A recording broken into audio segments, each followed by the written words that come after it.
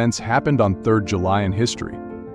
3rd July 1842. John William Bean, a mentally unstable youth described as a stunted young man barely 4 feet tall, fired a pistol at Queen Victoria while she traveled down the Mall in an open carriage with her uncle King Leopold of the Belgians.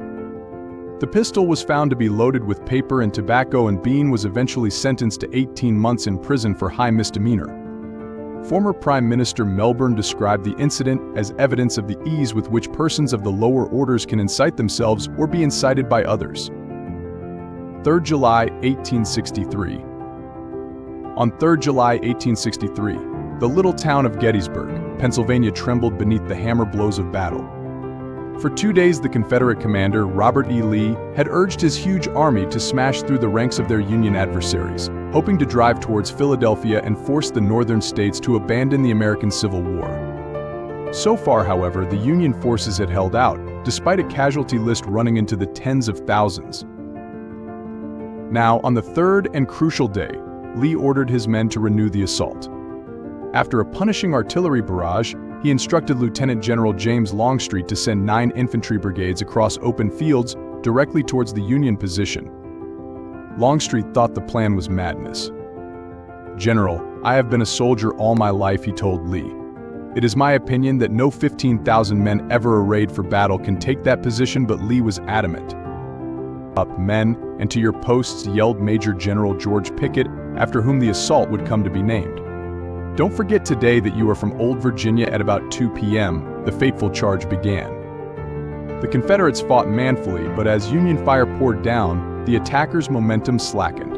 With a casualty rate of a staggering 50%, they began to fall back, and after barely an hour their assault had become a retreat. The Union forces were too exhausted to mount a counterattack, yet it was clear that Lee's Confederates had gambled and lost. Later, historians saw Pickett's charge as the high-water mark of the Confederacy, the moment when Gettysburg and the war might have taken another course. And every 14-year-old Southern boy, wrote the novelist William Faulkner 85 years later, would still replay the charge in his mind and dream of Pennsylvania, Maryland, the world, the Golden Dome of Washington itself, to crown with desperate and unbelievable victory the desperate gamble. 3rd July 1871. Welsh poet and writer William Henry Davies was born in Newport, Monmouthshire. The time he spent as a vagrant in the United States and Britain inspired his best-known work, the autobiography of a supertramp. 3rd July 1883. Writer Franz Kafka was born in Prague to a German-speaking Jewish family. After studying law, he worked for an insurance company and went on to produce a number of short stories and 3 novels: The Trial, The Castle, and America. 3rd July 1940.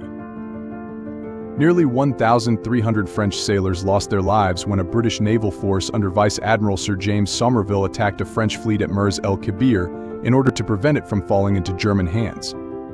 3rd July 1996. On a stuffy summer's day in the House of Commons, British Prime Minister John Major told assembled MPs that the Stone of Scone, a potent symbol of the Scottish monarchy, would be leaving English soil and returning north of the border. The Stone of Destiny, Major told Parliament, holds a special place in the hearts of Scots, and it is appropriate to return it to its historic homeland.